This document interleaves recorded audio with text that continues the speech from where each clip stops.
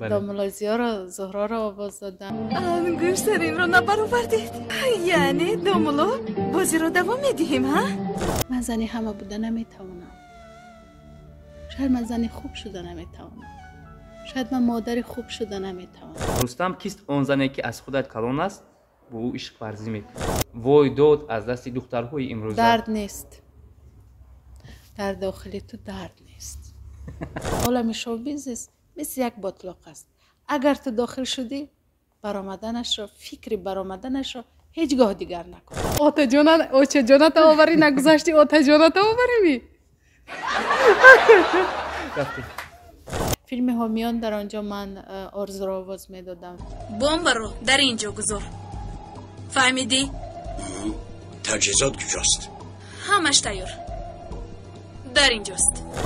تو از من بروی و خوشبخت باشی. من خوشبختترین زنی هستم که تو از من میروی و خوشبختترین مرد میشی. همین حالت میدانی که میمیری. چرا اینقدر آرام حرف میزنید؟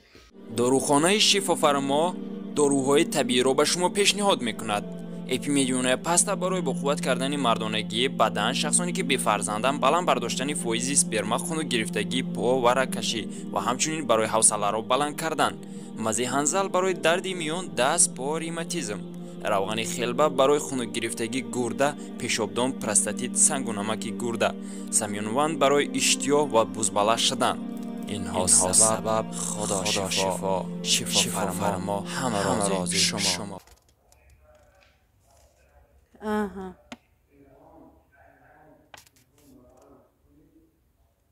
خب من علاقه به این سوال جواب دادم در آغاز برنامه.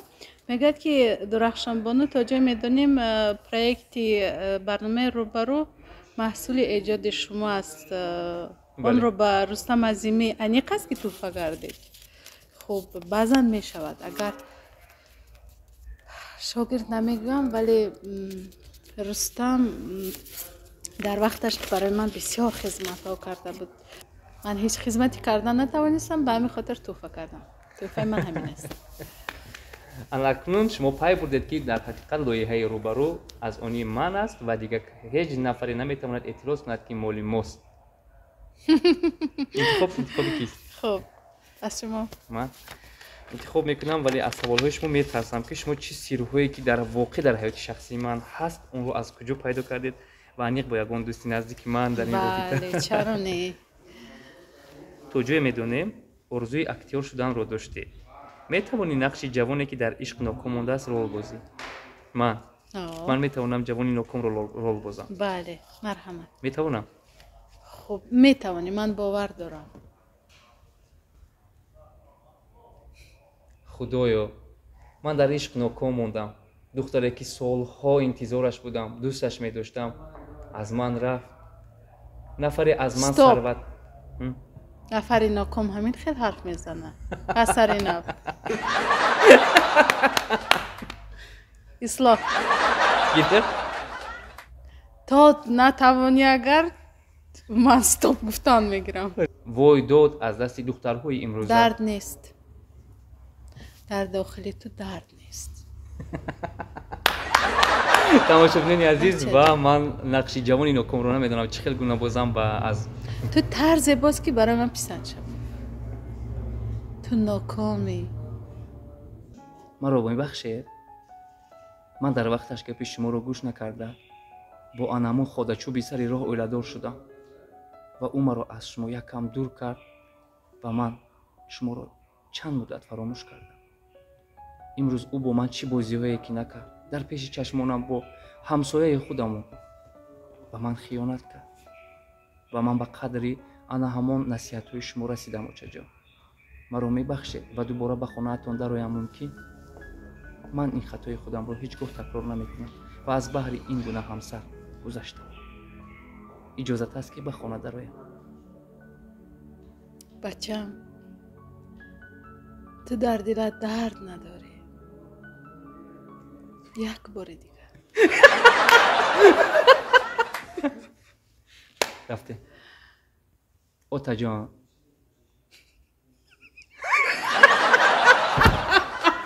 ای با اوتا جانت چیکو کردی که با اوتا جانت سر کردی؟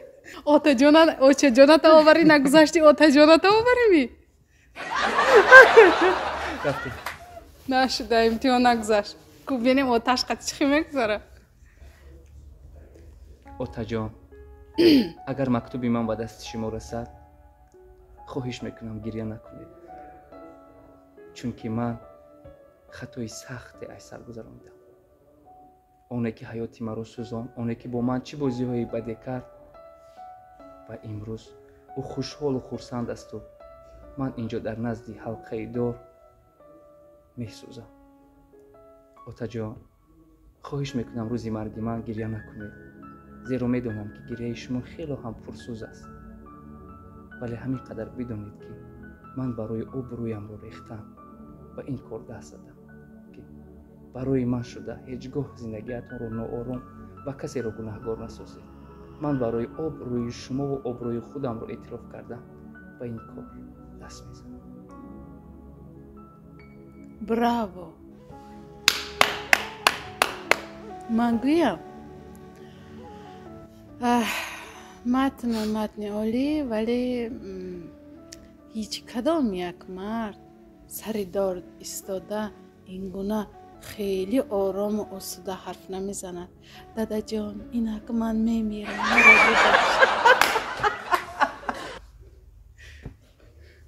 همین حالت میدانی که میمیری چرا اینقدر آرام حرف میزنی زندگی تمام حیات تمام شیرینی تمام مرگ است این مرگ دامان شوخی نیست دامان زندگی نیست دیگر انسان نقطه میگذارد زمان مرگ که نقطه آخرت است انسان باید این را زمان بازی کردن احساس کنه شما میتونید یک نمونه پیشنهاد انا چرا هنرپیشه از روزنامه‌نگار فرق دارد بله شما روزنامه‌نگارید هنرمند نه تشکر من خویل هستم و چیزی که معلم میگن حق است انتخاب خب انتخاب فکر میکنم از من است مرحمت خب بازی ادامه دارد کی در این بازی بای میدهد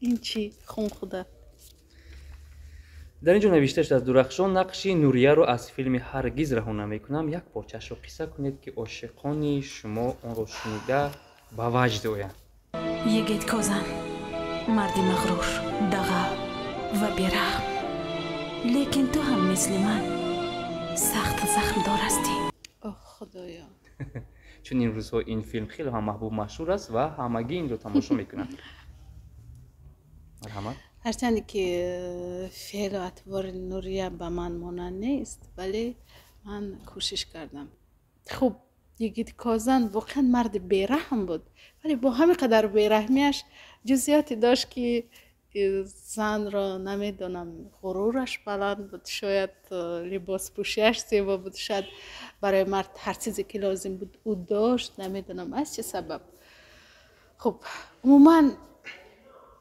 مردی که من در خیالم میکشم رسم اون مردی که باید با من باشد مثل یگید کازن است میگوید که در همان یک متن میگوید که نوریه که من تمام استانبول را فتح کردم ولی تو را فتح کردن نتوانستم یگید کازن تو مردی مغرور تو مردی گپ نادرا تو مردی گستاخ ولی با این همه بیرحمی هایت تو برای من از همه بارحم تری تو برای من از همه مرد دوست داشته ترینی یگید کازن من استانبول را با همین یگید کازن دوست داشتم زیرا من یگید کازن را و یگید کازن استانبول را دوست می دارد یگید کازن من استانبول من هر دوی شما زیبایید تشکر بهترین احسن میگم درخشان بانو انتخابی نوبت بله انتخاب از من است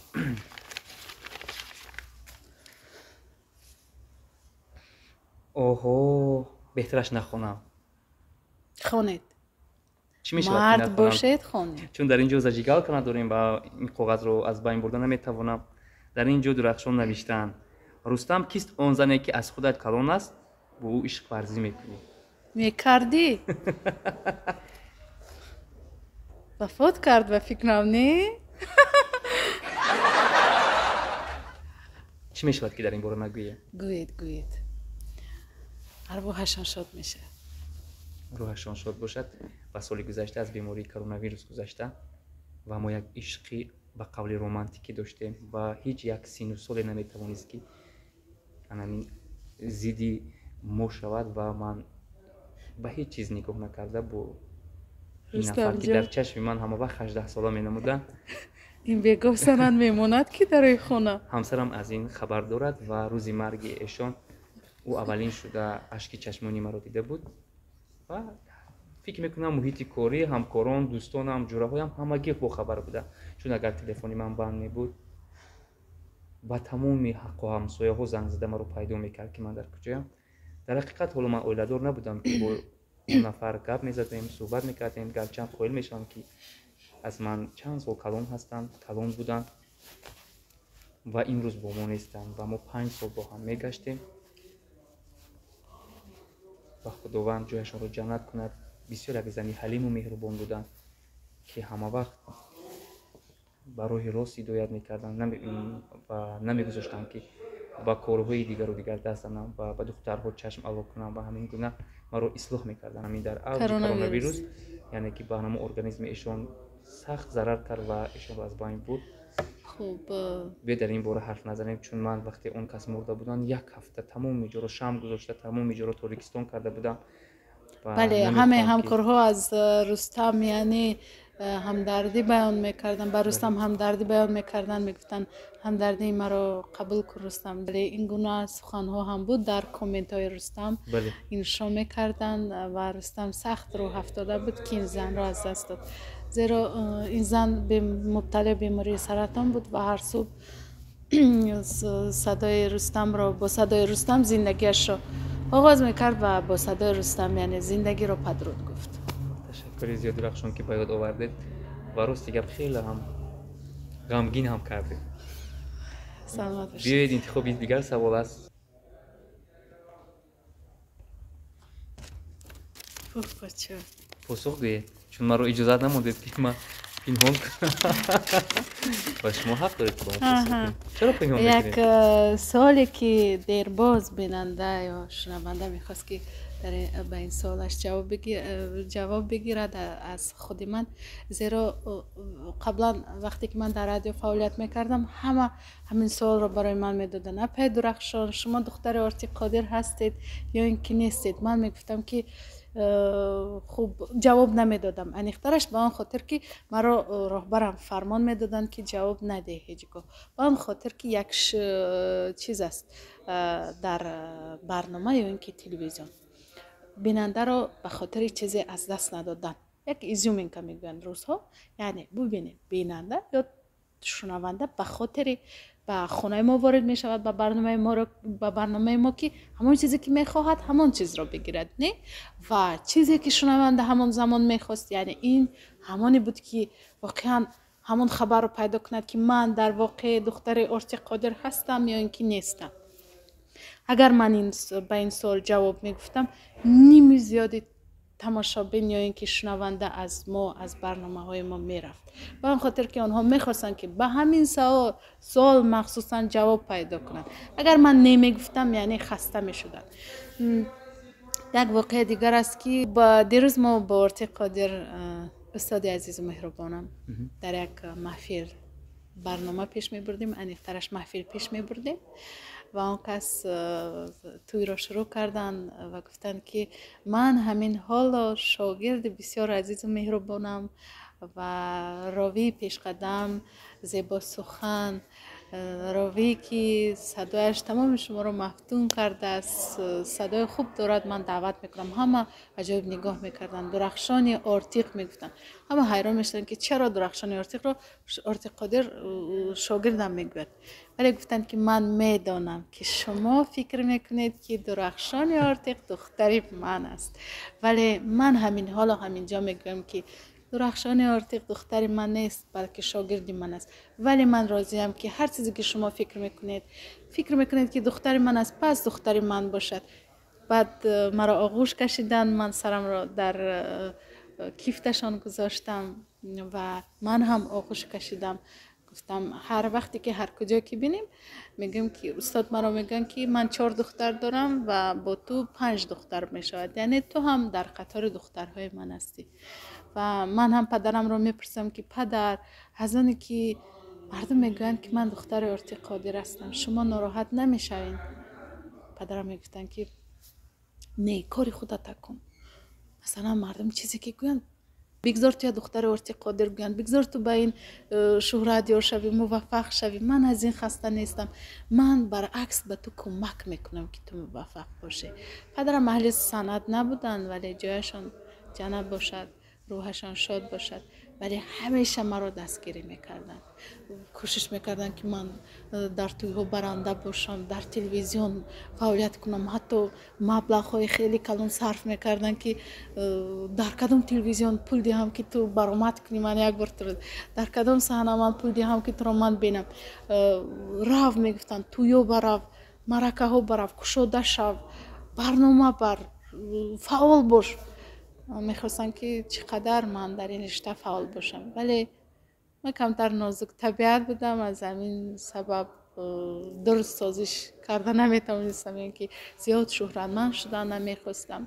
سببش همین است. خب من همچون پدر میدونم این نفر را. تشکر. احسن میگیم و انتخاب دیگر لیفوفا از جانب من میشود و پاسخش رو من میگم.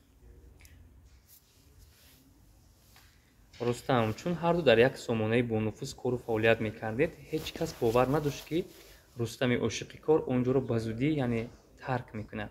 بله. سببش رو بگویید. یعنی سبب از کار رفتنتون چی است؟ شما که پرسیدید که سبب از کار رفتن ما چی است؟ ولی من اولی ماه سپتامبر بود که در ایالت کار و فعالیت پیش می‌بردم و مدت 7 سال اونجا کار کردم و ماه سپتامبر اونجا رو با کلی یعنی که ترک کردم، البته با خواهش خود. سبب همین بود که کار بسیار بود و من بهترین شاگردها داشتم، بهترین دوستانی داشتم که در پهلوی من کار میکردن. از آن جمله درخشان یارتیق بود، دودرکه محمد جان دیزاینری با مهارت بود، نوروزماه وزیربک و یکی از دوستانی بهترین من که ژورنالیستیک موفق بود و همچنین شبنم طاهری که همگی برنامه‌اش رو دوست می‌داشتید، در پهلوی من کار میکردن و من به قول سرمحرر ایشان بودم.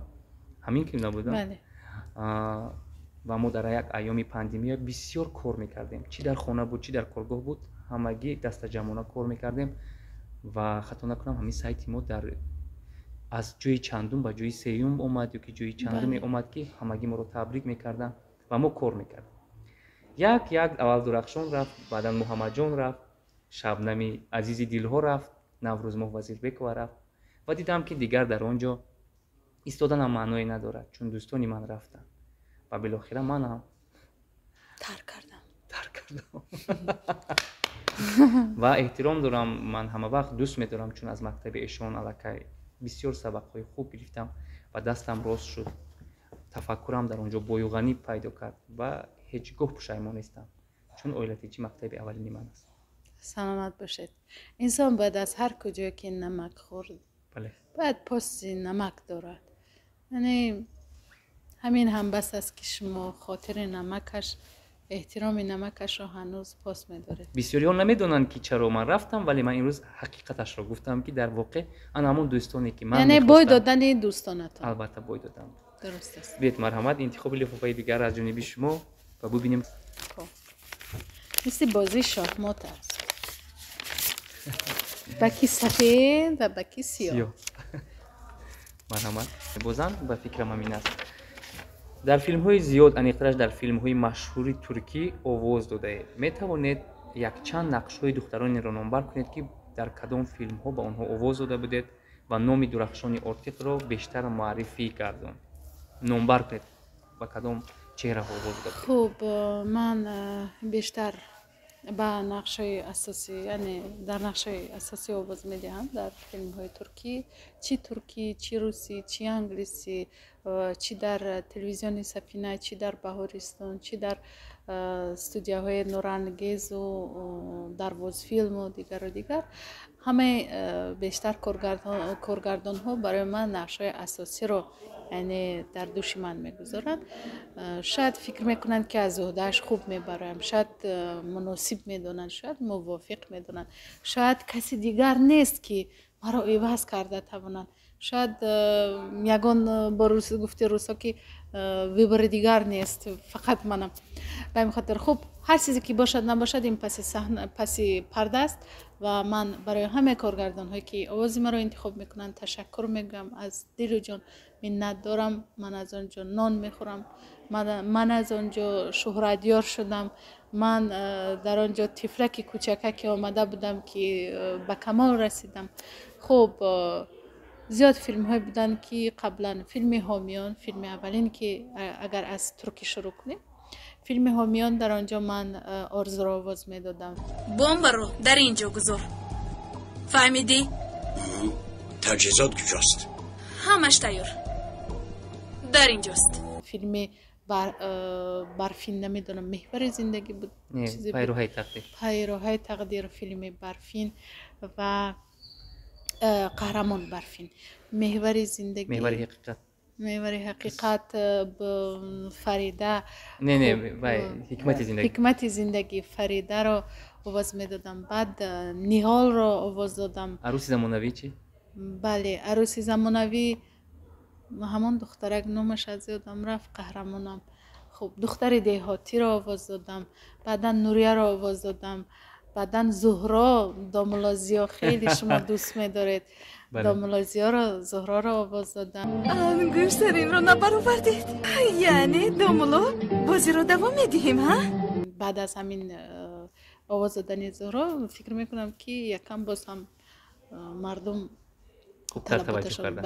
توجه کردن به این، زیرا موافق تر است. اگر از من بپرسید که کدامش در کدامش من موافق تر بودم، خودی بیننده هم اگر بچه ها شما هم کدام یکی از این مرا موافق میدانید در کامنت نویسید که به کدام اینها من بیشتر موافق ترم. ولی از خودم بپرسید من میگم که زهرا، و اون خاطر که خودی تماشابینم حس میکند که زهرا اونجا زهرا نیست، زهرا تاجیکی است. ولی در این فیلم من تا حد آزاد بودم که حتی برای چی آزاد بودم؟ به اون خاطر که کارگردان مرا یعنی در چارچوبه نمیگذاشت، میگفت که هر چیزی که خودت بگویی همونی که دلت میخواد. ولی ما الکی که ترکی رو میدانیم کم و بیش من ترکی گوش میکنم، الکی خودم به یگان کاغذ به یگان قلم به تاجیکی گپ زده رفتن میگیرم. حتی حیران میشم که این از کجا است. ولی اسد همین آزادی رو برای من داده بود. و لیفافه دیگر از جانب من میشود، میبینم که لیفافه آخر از من و از شما دو توی دیگر مونده است. من بسیار خوشبختم که یک توی دیگر مونده است در من. رستم با یک مرد 40 هنر کم میگویند. چرا ژورنالیستی رو انتخاب کردی و دیگر کسب رو یک سو گذاشتی؟ چون من از خوردی آرزو میکردم که به قول روزنامه‌نگار باشم و به همین جاده آور و مرا در مکتب ژورنالیستیکا پس یک پرته دانشجویی شناخت و من از آنجا درس ژورنالیستیکا رو آموختم، کار کردم و شکر خدا از این کسب افتخار میکنم. ولی از من فکر میکنم که هیچ یک پروکورور، یک تجارتکار و یا دیگر نمیبرد، چون من به ژورنالیستیکا نمیتوانم. در همه جا نشستم پرسیدن، گفته بودم که ژورنالیستیکا این در خون و روان تو است، نسرینی من است. و اگر این رشته رو از من و تمام بگیرن، شاید من چی میگن بمیرم. بله تمام. این برات یک بیماری است، نه؟ بله. و یک سر دیگر است که هر کسی که به همین شوبیز داخل می شود فکر نکند که از آنجا گشته رها می شود. بچه این مثل یک باطلاق است. عالم شوبیز مثل یک باطلاق است. اگر تو داخل شدی برآمدنش را، فکر برآمدنش را هیچگاه دیگر نکن. زمان فقط داخل باطلاق شدن فکر کن که تو از آنجا برآمدن می توانی یا اینکه نه. ولی اگر عزم کردی و داخل باطلاق در آمدی، پس آنجا آسان نیست. این آب نیست، این لای نیست، این باطلاق است.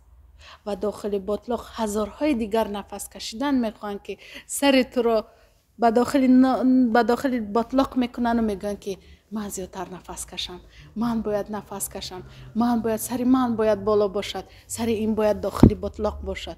و فکر نکن که آنجا تو میروی و همین خیلی آب است تو شنا میکنی. آنجا یک بطلاق بویینی است که لای هم نیست که خوشبو باشد. بطلاق بویین است که آنجا نفس کشیدن آسان نیست. شاو بنز سمین است. مثل یک بطلاق بویین است که همه میخواد خودش نفس کشد. همه میخواد هر لحظه خودش باشد. خودش در نمایش باشد. و همین خاطر فکر یا هوسی بیننده های عزیز، فکر یا هوسی همین بطلاق نکنید. در این بطلاق زندگی آسان نیست. این بطلاق را دیدنش خوش است که انسان ها چگونه در آنجا جان میکنن، چگونه با مرگ بازی میکنن. ولی در این بطلاق من نمیدونم. در این بطلاق البته شما هم غوطه‌ور هستید. بله من هم غوطه‌ور هستم و هر چندی که میخوام از این بطلاق بیرون برایم. در لب گفتی همون بچه های کوچکی لب لبکاش میبیم، میخوام که دستی به من بدهد که مرا از این بطلاق برون برد، ولی این دست قوت ندارد. ولی زیرا در این دست دل من نیست. دل من داخل همین بطلاق میتپد. دل من عاشق همین بطلاق است. برون آمدن. یعنی شما گفتن میخواید که من هیچگاه از این بطلاق برون نمیتوانم. این بطلاق خیلی در این بطلاق زندگی سخت است، سنگین است، گرسنگی است. خوب هر چیزی که ما میخوایم در این بطلاق هست.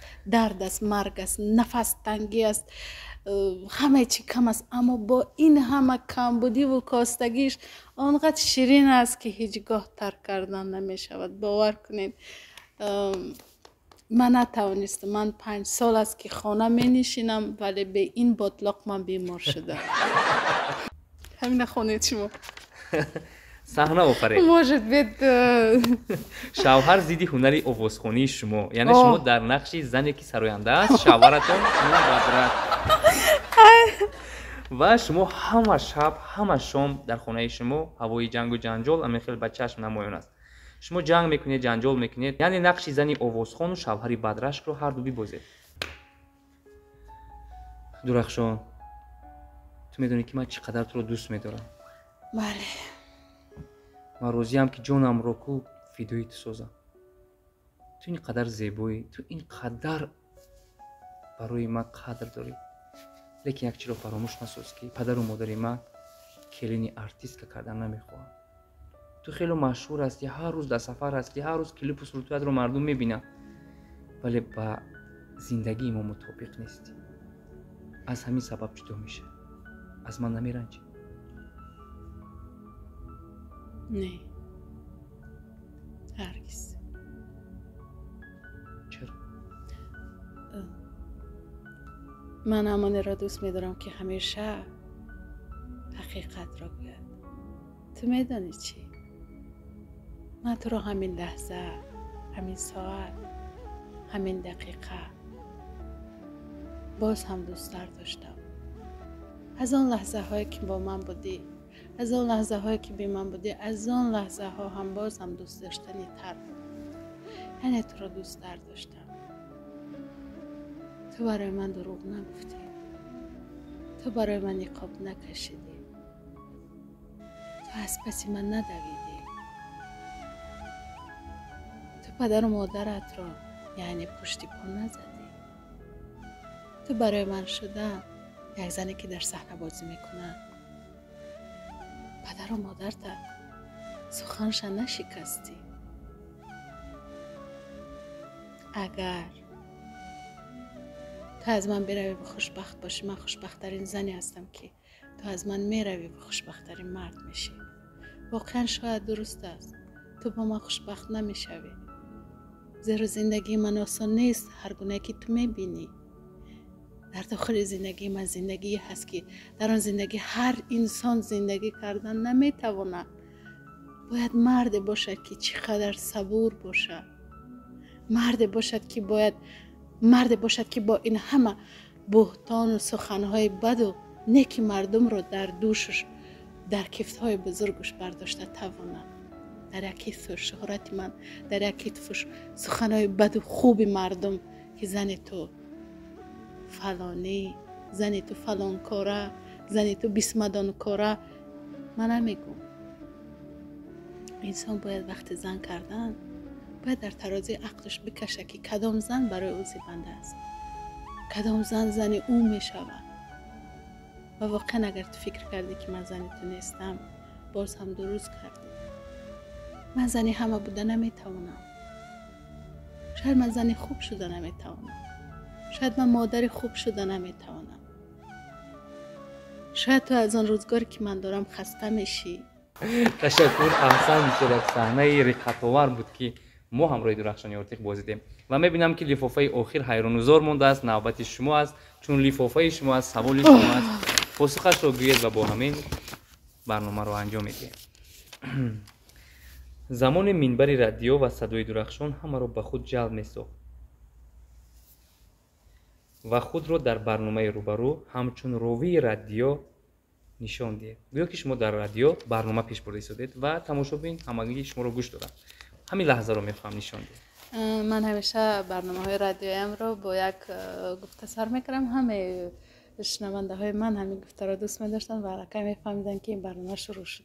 سلام و باز هم سلام به کلی سامیان، با نفرانی که تازه به برنامه روز خاور همراه هستن. من همه شما را دوست می‌دارم. خوش آمدین به این برنامه روز خاور است. پیشکش شما روی موج 101.5 FM. دوستان عزیز، 101.5 FM همیشه دوستدار شما بود، همیشه دوستدار شما خواهد بود. مرحمت هر آن کسی که امروز روز بهترین، روز خوشترین، روز بالیده ترین دارد پس بیاید این روز رو یک جا جشن میگیریم روی موج 101.5 FM.